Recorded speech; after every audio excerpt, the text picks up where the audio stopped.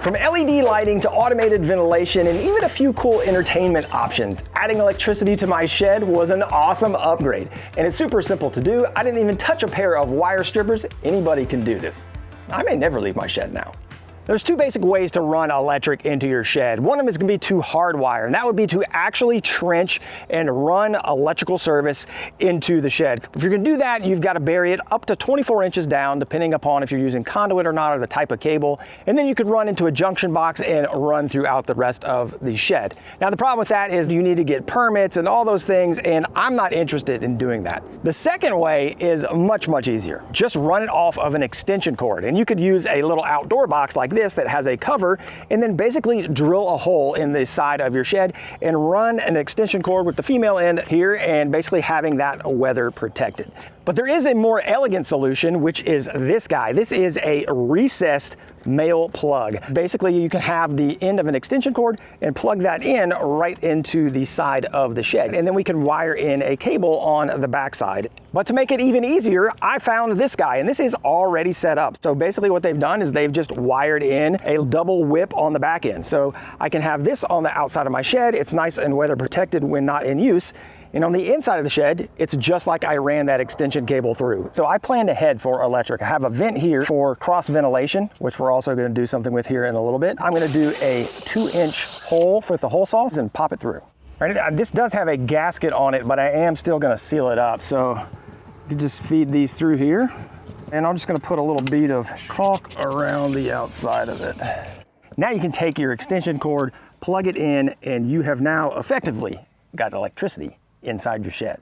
All right, so here's how we look on the inside. This is just our little cable coming through, and it's nice and clean, and we've got our two little whips here. Now, if you were gonna hardwire this, then you could obviously put boxes wherever you wanted to and get as many outlets or as few as you want. But for me, I wanna have everything plug and play, and I found this. This is a 50-foot extension cord, and it has 6 little outlets evenly spaced along the entire extension cord. So what's nice about this is that I've got those and I can run them. I don't have to do any of that cutting, wiring, splicing, anything. The negative side is obviously these are gonna be where they're gonna be. So I might have to spool things up. I'm gonna have to just play around with routing this and figure out what works best. But this is a 50-foot extension cable, so we should easily be able to get outlets wherever we want them, and maybe some of them we just don't use. Now, every shed setup is going to be different, and honestly, I wish I had put the electrical on the other side of the building, because basically this wall is where I want the most electric. So I'll probably have something back here on this side where I can maybe have a charger. Obviously, I want some power on the workbench. We're going to have a ventilation fan that is up there and then up top for some entertainment, and then we might have some down below over back there where a charger goes. So I'm basically just going to plug this in and start kind of playing with it and seeing what works. All right, so I could have my first plug kind of somewhere down here if I wanted it, and then run it up. I could have one kind of right on this cross beam, which I could use this one for the lights. And that outlet would be perfect over the front of the door for maybe, I don't know, something to watch TV on. I think that's what I'm gonna try to do, is I'm gonna try to run it around kind of these headers and then drop down where I need it. That great thing about this is we can move it and we don't have to worry about cutting the wire too short or too long. I'm just gonna start attaching this to the studs. Now I can run this up the corner. See where this next one lands.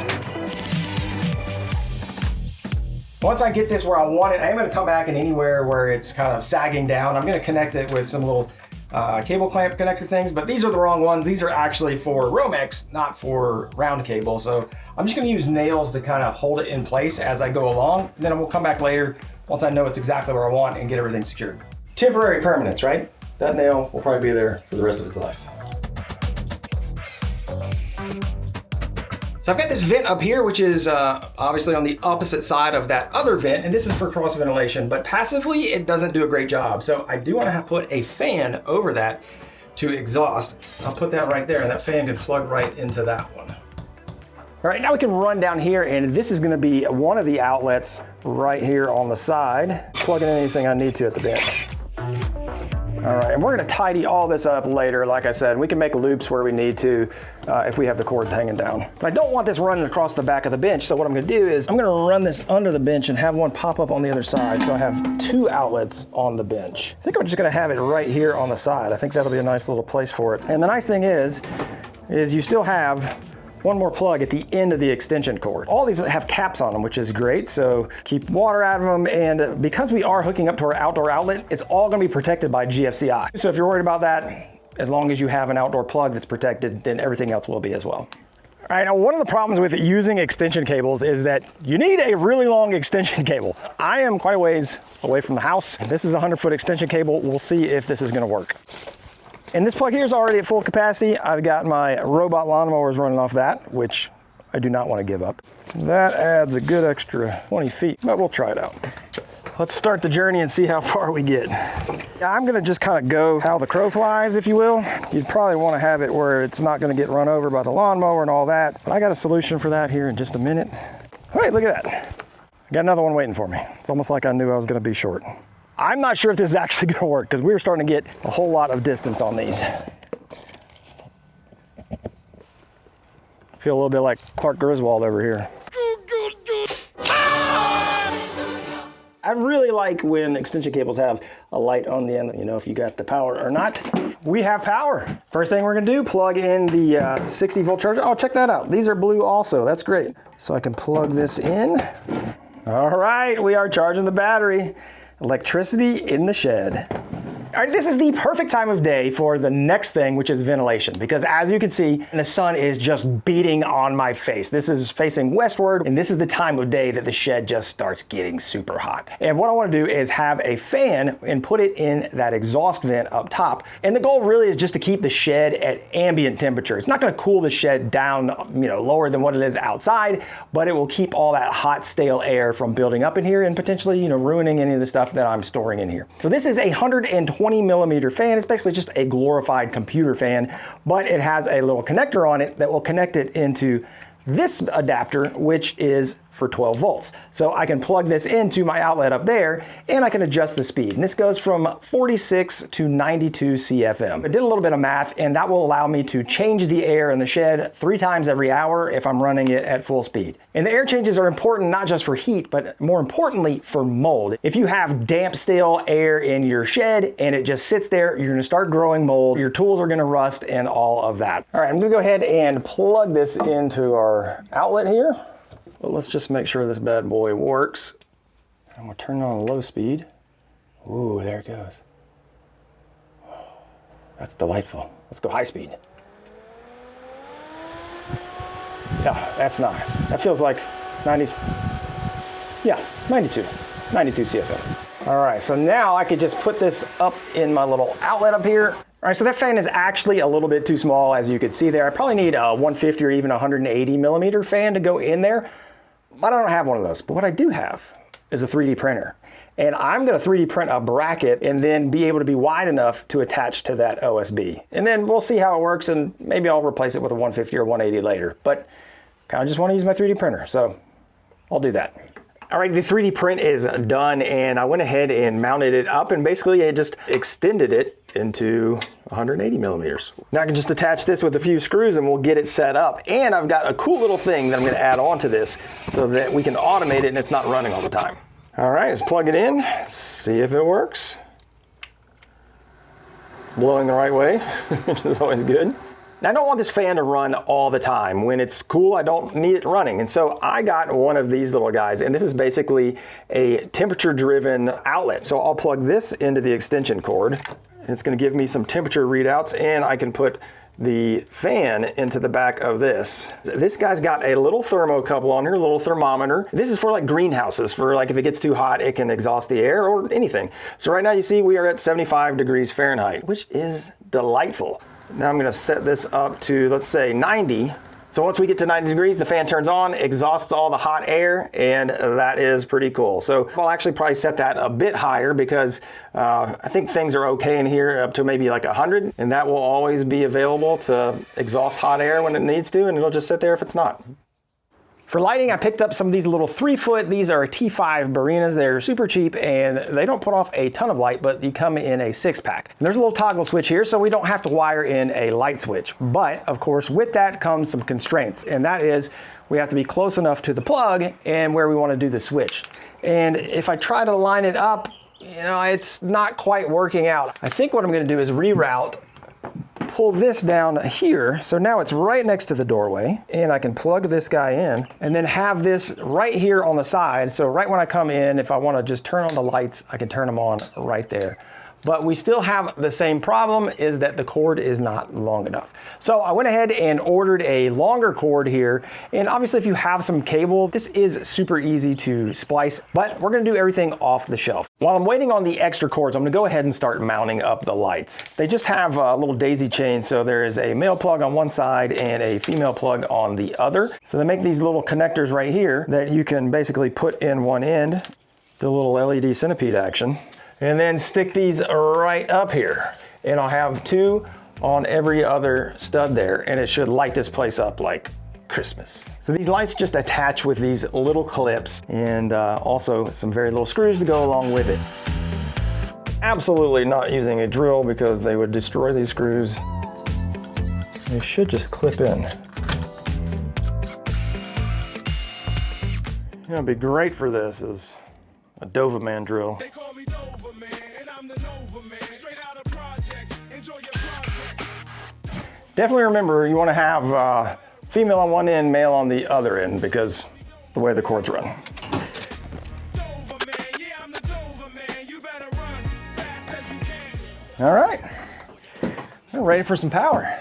All right, I was just thinking about something. These cables that they gave us wouldn't span in between them because we need maybe just over 4 feet, and these are just under 4 feet. If I have this up here, these will easily reach. So I'll take this one and change it to the front, this one to the back, and we'll have kind of just like a nice ring of light around the walls, which is where you need the light anyway. All right, that is perfect.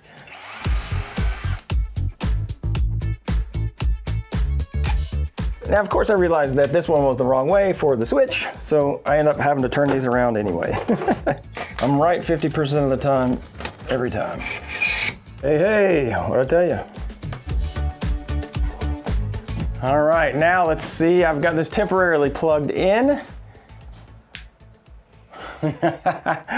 Oh, yeah. This light above the workbench is really nice. I can actually see what I'm doing over here. Yeah, this is perfect. That is a great upgrade, plug and play, no wiring. We just have to clean up some of these wires. We'll staple them up to the joist and things, get everything out of the way. It'll be looking nice and clean. But this is a super easy upgrade for the shed. So the longer corded switch came for the lights, and unfortunately they put the switch right in the middle. By the time I ran it out of the light and making sure it's not hanging over the window, then this is the best place I could have it. So when I walk in the door, I can reach up and turn on the switch right here. Frankly, I'm gonna change this. I'm gonna splice it in and move it down so it's where a normal switch would be, but I wanted just to show you that you could make it work with stuff off the shelf. You're just gonna have to kind of get a little creative, and it might be suboptimal. And maybe there's other ones out there that have different lengths, so you might just have to hunt for the best option. And if you're not from the South, you're missing out, because we had cicadas, now we've got stink bugs. These things are everywhere. So if you hear some weird buzzing noises, it's because these things are just flying all over the shed. We have stink bugs, we had ladybugs. It's just like an animal sanctuary in here. Those wires are all tidied up. Doesn't look great, but it looks good. Now, running an extension cable, honestly, probably not the best idea for running power to your shed, because it's gonna be in the way and you might run it over with the lawnmower, like I actually did. Or if you're just off grid and you don't have access to electricity, I've got a solution for you. I'll be powering the shed with the HomePower 3600 Plus from Jackery, the sponsor of today's video. And before you say that is a ridiculous use of a power station, hear me out. The HP 3600 Plus is great for powering your home essentials during a power outage, but what about the other 95+% of the time? I don't want it just sitting around gathering dust, so I'm gonna have it out here in the shed. And I can put it here in the corner, and instead of plugging that interior extension cord into the pigtail coming from outside, I'll plug it right into the 3600 Plus. And to top it off, I can actually use the Solar Saga 500X, which is their solar panel that can give me up to 500 watt hours of charging capacity. It's actually gonna charge faster than it drains. So it's always going to be ready when I do need it for an emergency. It is ultra lightweight and portable. I can wheel it right out of the shed into the house. It's got 3,584 watt hours of power, and it can be expanded all the way up to 21,000 watt hours. And that'll allow you to power a fridge for a family of 3 for up to 14 days. If you want to learn more about this unit, you can head down to the link below in the description. Big thank you to Jackery for sponsoring today's video, and let's get back to it. Now, one of the things any good place to relax has is a place to sit down, and I thought it'd be totally cool to have a folding chair up in between these two stud bays. And the idea is that we'll have a horizontal piece that comes out here and then angled back down into the wood. So I cut a bunch of the pieces, I rounded them over, did a bunch of jigsaw cuts and sanding, and as I was actually going through it, I realized, oh, this is gonna bump into each other if I use the bolts. So what we did instead was recessed a little spot in there where I could fit a washer, and I'm just using some all thread here instead of hex bolts. You could obviously use that too. And now we've got it so that it's gonna fit right like this.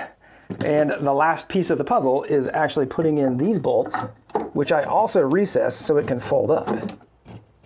And this chair may be a little low, but you know, it's a chair in a shed.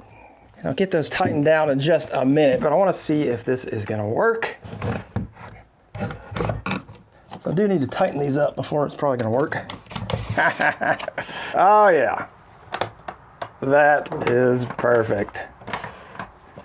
A little tight. Oh, you. Put it on upside down. The rounded part is supposed to be on the bottom, not on the top. Ah, yes.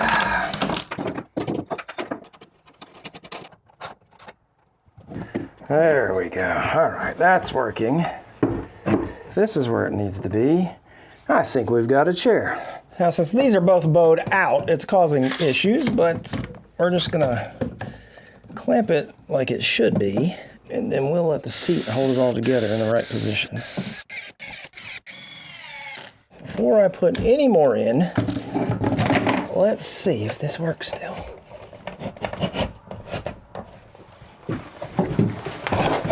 It's been the worst project of my life. I am done with this. I need some better seating. All right, we're finally to the upgrade I've been waiting for, which is a TV. So I'm gonna be mounting this in the shed. This is a 55-inch TV that I got for free. You know, comment down below about what a horrible idea this is, but that's okay because it's for free. And what I'm gonna do is mount it so that I can actually hoist it up out of the way when it's not in use, and also have it so it will swivel whether it's inside or outside. Now, I actually did a little short where I made one out of 2x4s, and it was kind of a disaster. It worked for a minute, but it was like binding up on the cord that was pulling it. It was also binding up on the power cord. So I went looking and I found this beastly mount on Amazon. Basically like something that you'd see at a sports bar when they hang the TVs off the ceiling. And so it's very sturdy. It's got a swivel up here that I think we can be able to use to stow it away, and it also swivels this way. So I think this is gonna work. We're gonna throw it up here and just start trying to work through it, and then we can figure out the hoisting mechanism. I think this is gonna be awesome. All right, we are at that point of the day again where I get blinded by the sun coming in the windows, but I've got a 2x12 here, and I'm gonna put this in for blocking, try to mount it level. Look at this cute little level that they sent with the mount. Just delightful. I'll put a few more screws in there too, because this is actually gonna be holding a lot of weight. The amount of pain staring into the blazing sun. Get workers' comp for that. I was literally not sweating before I put those 8 screws in. And now we are, I feel like I'm in an ad for Calvin Klein or something. Tommy Hilfiger, Jackery Noir. You know what that is, you old. All right, so here's the bracket that I'm gonna put up here, and we've got some different mounting locations, and I drew a center line so I know where to put it. All right, I'm gonna pre-drill these, and then we're gonna do some lag screws. Now, the mount that I bought, this one was, I think, 85 bucks, and it is beefy. This thing is nice, thick steel, and this one's rated for 165 pounds. Now, I did try a cheaper one. I actually bought one of these too, but look at the difference between these. This thing is way smaller. This one's only rated for 110 pounds. It was 32 bucks. So don't cheap out and get the lower ones. I would say for sure get one that's higher rated because there's gonna be a lot of weight when it's like hanging up there. There's gonna be a lot of different tension And yeah, I think this is definitely worth the extra money. I know these screws are obscenely too large or too long, but it's what I got. I ain't going nowhere. Yeah, this is why I bought this mount. Perfect.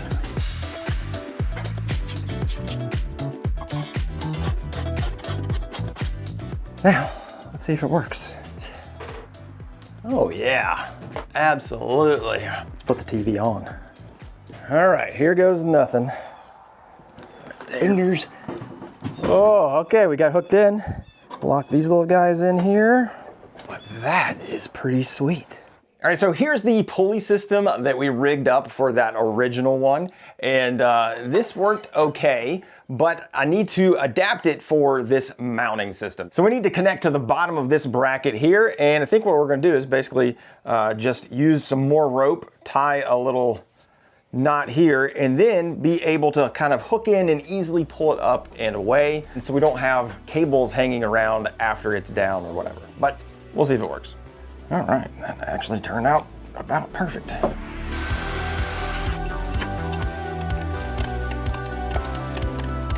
All right, so the idea is we have this other pulley, and now I can just put on a little carabiner clip, attach this guy here, and that's gonna basically give us the attachment point, and let's see how it works.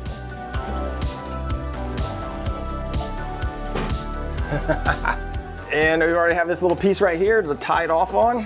One day I fully expect this to let loose and smack me in the back of the head, but this works. Let me know in the comments, what should I do here? Because I would love to have some kind of crank that ratchets, and so because if I let loose of this thing will just go flying down, so you really kind of got to control it a little bit. But let me know what you think. Also, if you haven't already, go ahead and get subscribed.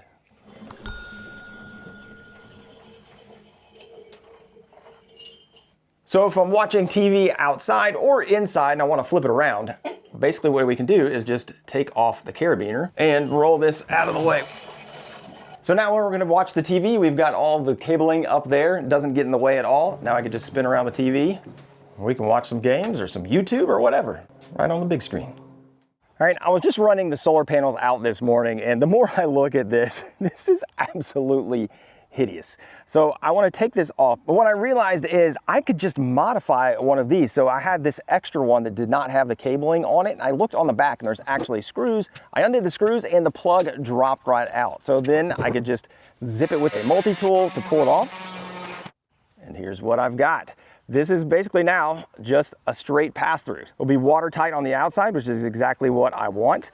But basically, I can take this monstrosity off and just have this, and it's gonna look a lot better.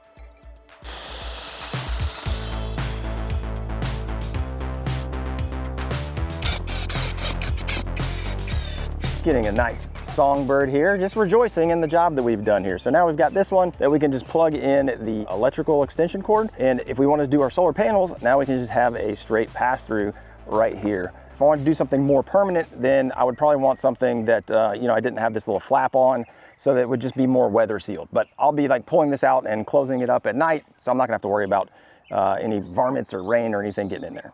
Now, this is not a smart TV, so I'm just gonna plug in a little Roku stick, and it's awesome because there's a little USB port for power on this guy. You know, newer TVs, you probably don't even have to mess with this, but we do get Wi-Fi out here, so we should be able to stream some YouTube. I hear that video is great. Building 3 easy storage projects to help you suffer through my own ads. Now, do you need a TV in your shed? No, but all these other electrical things are fantastic upgrades to the shed. And if I want to watch the game while I'm outside doing yard work, I just flip the TV around and I won't miss a snap. And I think I finally figured out what to do with that extra outlet and that folding chair I was trying to make.